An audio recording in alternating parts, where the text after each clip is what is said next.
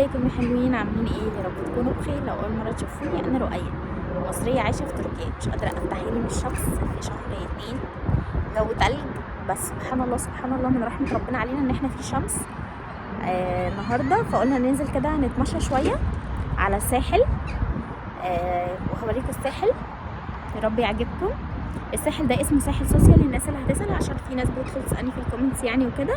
ده اسمه، بصوا هنا مكان الأطفال طبعا للعب، فأكيد أنا هبقى جنبه عشان البنات بيلعبوا يعني وكده. هوريكم دلوقتي الساحل. وبس كده. أنا ساكنة في منطقة اسمها أبجيلار، عشان في ناس برضو بتسألني.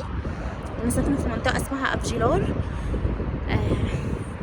ولو عجبكم الفيديو ما تنسوش تعملوا لايك، وتسيبوا لي كومنت حلو كده زيكم، وتدعوا لكل الناس اللي ماتوا، وتدعوا للي تحت الانقاض. وبس، يلا بينا على الفيديو.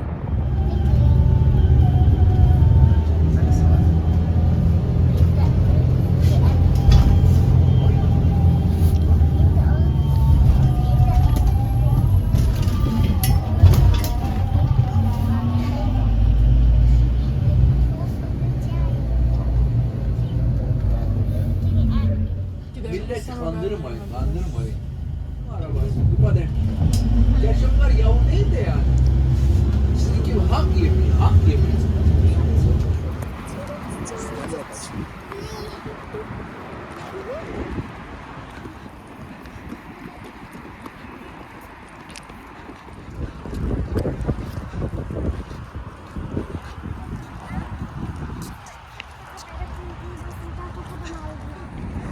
متخيلين في شمس في عز التلج، بس الجو برد شويه. بصوا الشمس، بس الجو ساقع برضو شويه. فاحنا قلنا بما ان في شمس ننزل شويه يعني. بنات هيلعبوا. الساحل ده اسمه ساحل سوسيال، بعدي بمحطه كده. هو الطبيعي ان هو بيبقى زحمه جدا عشان النهارده السبت اجازه، بس زي ما انتم شايفين كده عشان الجو برد فالناس مش بتنزل. احنا بس عشان مجانين سبحان الله فقلنا ننزل. جو ثلج، وانا قاعده في بيت الاشباح، مكان اللعبه بتاع البنات، بس ده المكان الوحيد اللي مفيهوش هوا جامد. عاملين ايه؟ عاملين ايه عليكم؟ مش قادره افتح عيني، مش عارفه من الصداع ولا من ايه.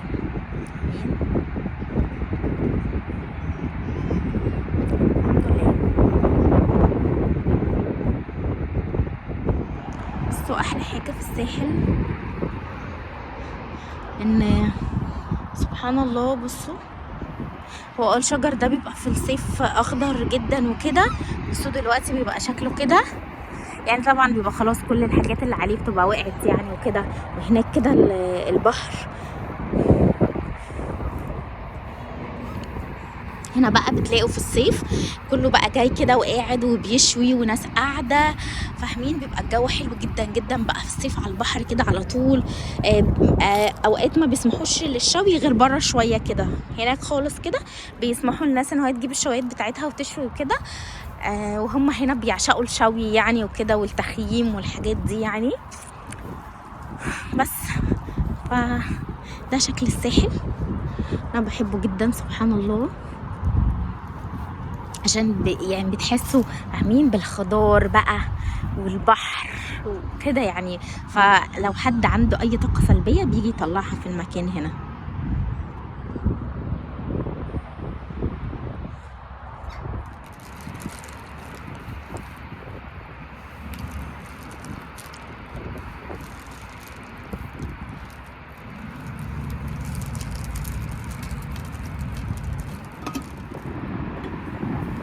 طبعا الجو ده احلى حاجة معايا كوباية شاي.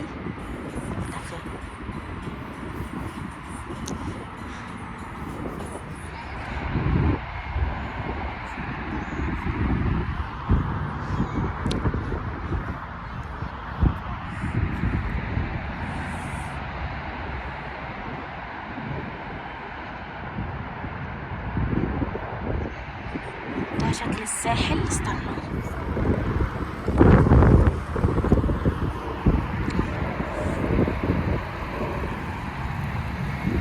بصوا الساحل ده ممتد من افجيلار، شكري باي، سوسيال، كوتشو كوتشوك ماجي، فلوريا، كذا حاجه كده جنب بعض. كله كده كده الكام محطه دول جنب بعضهم كلهم بيبقى عندهم ساحل كده. وده اسمه ساحل لتاني مره سوسيال. بصوا الملاهي دي مقفوله دلوقتي عشان احنا كمان بص في الشتاء فهي مقفوله.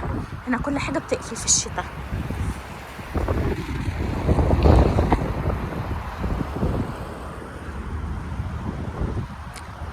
انتوا متخيلين عشان في شمس فالجو ايه حلو، بس الجو برد لدرجه ان انا لبست زعبطي. انا كنت جايبه معايا يا ولاد زعبطي.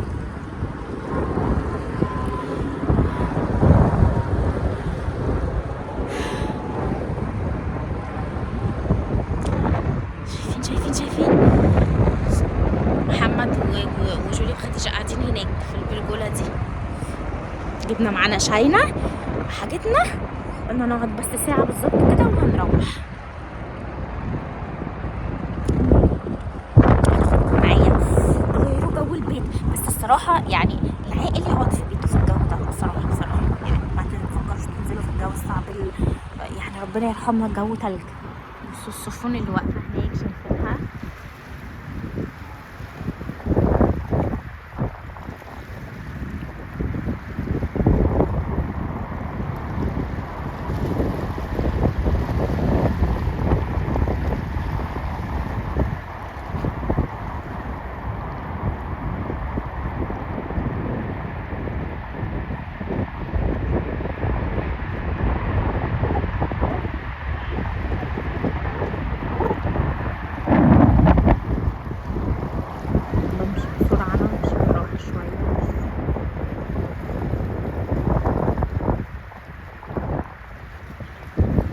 ايه؟ قاعدين بنلعب بالتوتة بالبيبي. تلعبوا بالبيبي؟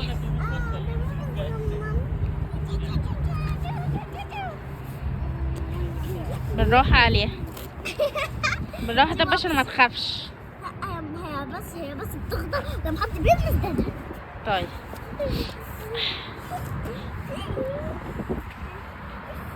انا اعطي جيلو وخديجة لابسين 3 جواكت. انا اعطي نصيحة ليكم كلكم ان محدش يلمس ايد القط، محدش يلمس ديل القطة. حاضر.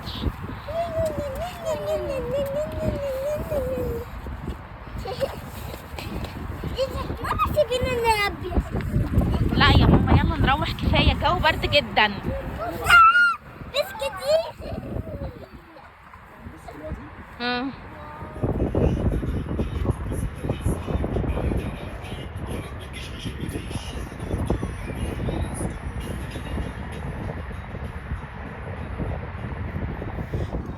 وفي هذه اللحظة الثلجية اقدر اقول لكم خلاص احنا قررنا نروح لان فعلا الجو صعب جدا. بس حابة اوريكم الشكل الاخضر كده. عارفة ان في ناس بتحب قوي الخضرة،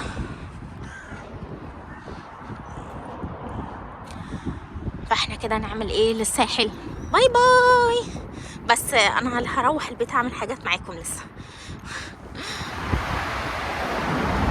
احنا طلعنا كده في الميكروبوس، بصوا ده شكله.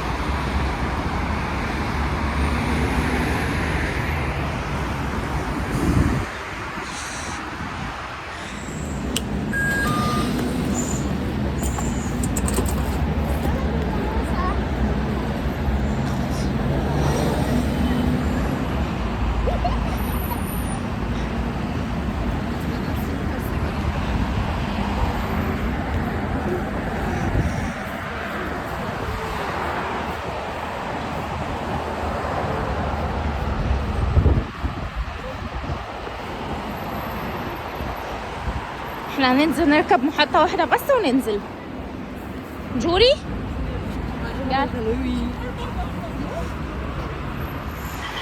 بصوا الطريق زحمة جدا. فعشان كده الميكروباص زي ما قلت لكم قبل كده، الميكروباص اسهل مواصله لان بيبقى ليه مكان مخصص لوحده، فاهمين؟ هنركب الناحيه دي.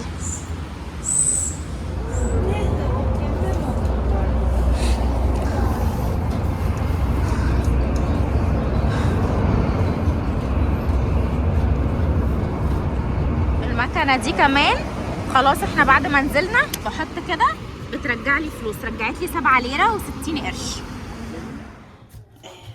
معلش دي هنا مش فاهمه ليه، خليها هنا دلوقتي. المهم احنا رجعنا من بره، مش قادرين فاسهل حاجه جبت لحمه مفرومه وهعمل كفته كده حلوه قوي بالصلصه، جميله يعني، سهله وسريعه، مش تاخد مثلا 10 دقايق عشان احنا راجعين بعد البرد الفظيع ده جعانين جدا. وهعمل كيكه الليمون الجاهزه دي اللي هي شبه بتاع ستاربكس كده بالظبط، فدي لقيتها جاهزه كده، جبتها من ميجروس. بصوا بيبقى فيها كل الحاجات بتاعتها. ده كده ريحته فظيعه، ده الصوص اللي احنا هنحطه عليها من فوق، ودي البتاعه نفسها يعني، فاهمين قصدي؟ بس هعملها واجربها واقول لكم ايه رايي فيها يعني. خلاص المهم دلوقتي احنا هنعمل الكفته، خلي دي هنا ماشي. دلوقتي كده هنعمل الزبده دي برده بتاع اسمها ايه دي. نجيب الطبق بسم الله بتاعنا القمر. تعالي كده شويه عشان انتي جايه كده عليا. بسم الله هعمل الكفته. اللحمه غليت النهارده، محمد لما راح اشترى يعني وكده لان كل حاجه زادت 50 ليره يعني، الحمد لله. يعني كيلو اللحمه ده زايد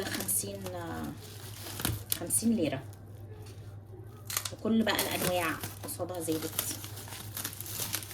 بسم الله انا هاخد نص بس كده، بسم الله. هحاول ان انا ايدي بس ما تلمسوش. خلاص بس النص التاني بقى بصوا بعمله كده، بحاول ان انا افرده بقى على قد ما اقدر.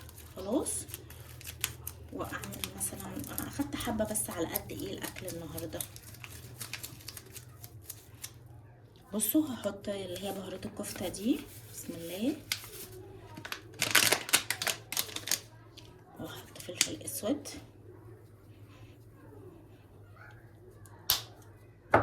واحط ملح،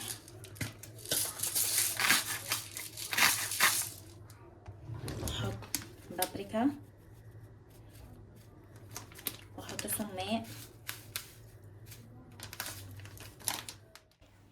بس، وهحط عليها كمان بصله كبيره او بصلتين صغننين على حسب يعني. مش هحط فيها توم عشان هحط في الصلصه توم بس، وهقلبها كويس جدا كده بس. وطبعا لازم كوبايه الشاي السخنه بعد اليوم التلج اللي احنا فيه ده، وبعدين هكورها كده صغنن وخلاص. بصوا المكرونه دي فظيعه حلوه جدا جدا. هي دي بقى اللي هنسلقها، مش هنعمل رز، هنعمل مكرونه احسن جنبها بس كده.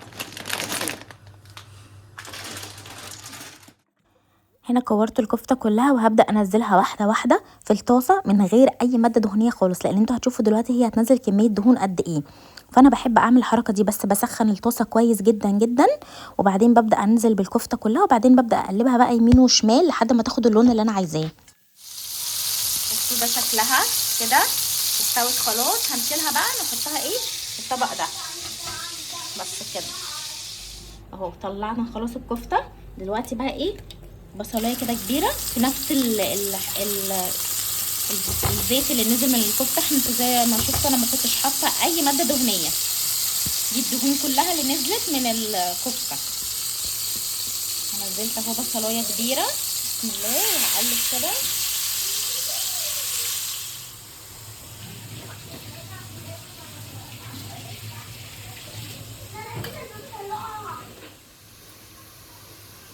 هحط بس 3 فصوص توم،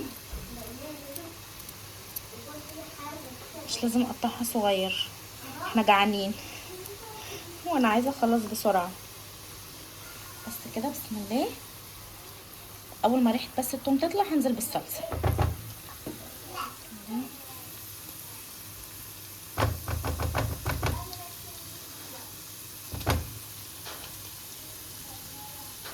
هحط حبه صلصه كده حلوين عشان احنا عايزين صلصه كتير، واحاول ان انا اخليها تاخد كده، فاهمين؟ تتشمع يعني مع اسمه ايه ده، تستوي شويه مثلا.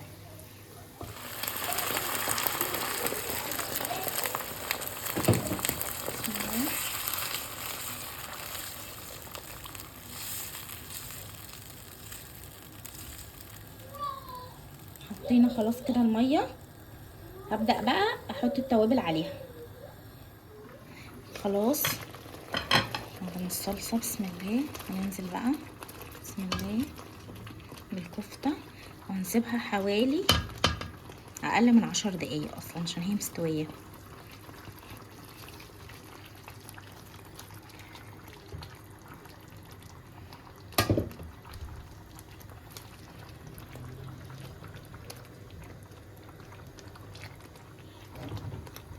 يعني الطبق ده مش عايزه اقول لكم، دي يدخل في قلبي كده. المكرونه بتتسلق، وعذرا على شكل البوتاجاز الفظيع بس معلش احنا بدل ما ناكل اكل من بره نعمل في البيت، وقلت كمان ايه اشجعكم. بس كده، وده شكل الاكل بتاعنا خلص كده. هنروح بقى نتغدى والكيكه في الفرن. هنعمل بقى الكيك دلوقتي بسم الله.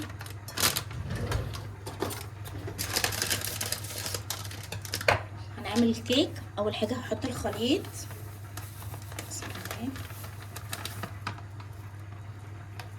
ريحته ليمون قوي، شم كده ريحته ايه، ليمون جدا. دي نفس المفروض ان هي كيكه ستاربكس اللي هي بالليمون. فاحنا ايه، هشوف لو حلوه هقول لكم جربوا، لو مش حلوه انسوا. هنحط 150 جرام زبده بسم الله. عارفين انا الاختراع مش السباتشولا بسم الله. هنحط 150 جرام اهي. بصوا إيه بدرجه حراره المكان. وهنحط 3 بيضات ماشي. الزبده البلدي دي فظيعه. المفروض هنحط 7 أو 8 معالق، فانا هحط 7 واشوف بسم الله. 1 2 3 4 5 6 7 ماشي. وبعدين قالوا ان احنا هنحط ايه 3 بيضات بسم الله. 1 2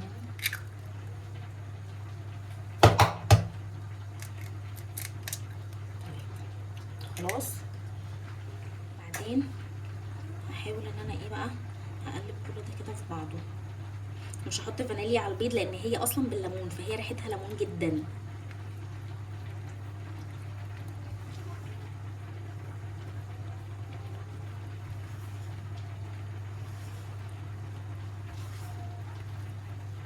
يعني انا اتاكدت من الترجمه ان كله هيتحط كده على بعضه وهتتضرب كلها.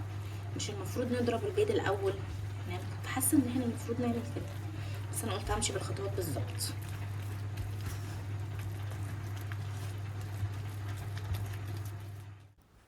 وكمان كان مكتوب ان احنا نفضل نضرب فيها كده بالمضرب لمدة 3 دقايق.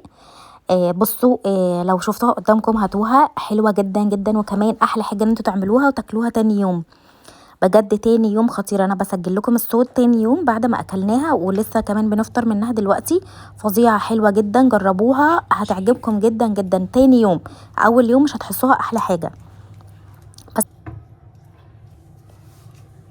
شامم اصلا الريحه بسم الله.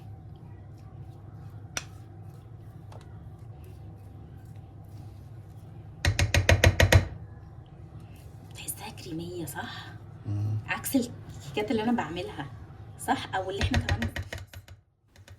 بس وزي ما انتوا شايفين شكلها كريمي عامل ازاي. ونفضل نخبط فيها كده عشان نطلع منها اي فقاعات، وهنحطها في الفرن على درجة حرارة 160 او 170 رف اوسط لمدة مثلا 30 دقيقة، وهتطلع معاكم فظيعه فظيعه يعني، جربوها حلوه جدا. دلوقتي هنبدا نعمل الصوص بتاعها. برضو الكيس ده بيبقى جاهز، هو ده الصوص الليمون. هنحط عليه مثلا كان مكتوب من 2 ل3 معالق، بس لا انا حطيت مثلا حوالي 5-6 معالق. وبرضو كان مكتوب فاكرين للكيك ان احنا نحط 7-8 معالق حليب، لا انا حطيت حوالي نص كوبايه حليب. فحاولوا انتوا كده هتبقوا مكتوب ماشي عليها التعليمات، بس انتوا هيبقى عينكم يعني بما ان انتوا مثلا بتعملوا كيك كتير ولا حاجه، فهتحسوا لا ان هي محتاجه اكتر من اللي هما بيقولوه، من اللي هما كاتبينه. فانتوا هتزودوا واحده واحده بالراحه، بس انا حطيت زي ما هما قالوا، بس حسيت ان هي محتاجه تاني فزودت. وكل ما هيقعد الصوص هتلاقيه اتقل شويه، فكل ما يتقل هتحطي مثلا عليه معلقه ميه وتقلبيها. وكده صوص الليمون الجاهز الخطير بقى حلو. هي بصوا بعد ما طلعت شكلها قمر ازاي. بس كده، والفيديو بتاعي هيكون خلص. ربنا دايما يحسن ما بين ايديكم ويسعدكم ويهنيكم. النهارده حبيت ان انتوا تشاركوني يوم كامل. يا رب الفيديو يكون عجبكم، ولو عجبكم ما تنسوش تعملوا لايك، وكمان تعملوا لي لو اول مره تشوفوني تعملوا سبسكرايب وتسيبوا لي كومنت حلو كده زيكم. ربنا يرضي قلوبكم جميعا، اللهم امين. واشوفكم الفيديو الجاي على خير، مع السلامه. هو كده هينزل ولا هينزل؟ عايز نقطه ميه. بسم الله بسم الله بسم الله بسم الله بسم الله بسم الله.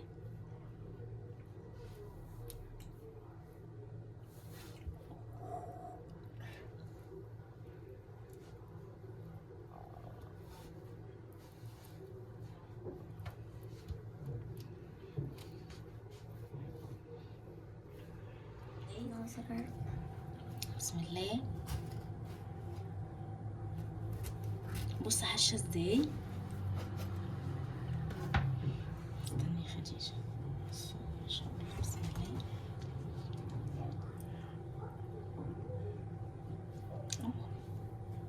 هشه جدا. بس استنى ندوقها ونقول راينا.